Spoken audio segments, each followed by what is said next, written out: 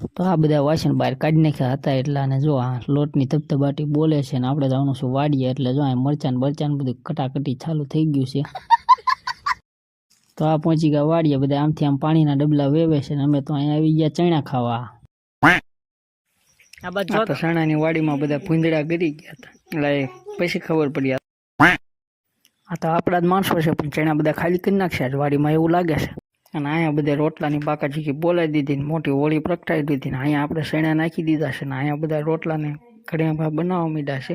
અહીંયા જુઓ તમે, પોટો ભડકો કરીને આની અંદર નાખી દીધા 5-6 મણ ચણા. જો ચણા બધા ખાય છે, અડધા માણા આમથી આમ આટા માર્યા રાખે છે ને અહીંયા વચમાં જો પાપડનું તપેલું ભર્યું. જો બધા ભૂખ્યા થયા હવે થાળી લઈને જમવા બેસી ગયા, આપણને તો કોઈ કીધું નહીં. કોઈ વાંધો નહીં, આપણે તપેલું લઈને બેસી જઈએ, કોઈને વારો ન થવા દેતો. બધા જમી લીધા ને આ બધા જો હોવાના હાથ શેકવા માંડ્યા, વાસણ ધોઈ ધોઈને થાયકા લાગે એવું મોઢા ઉપરથી મને લાગે.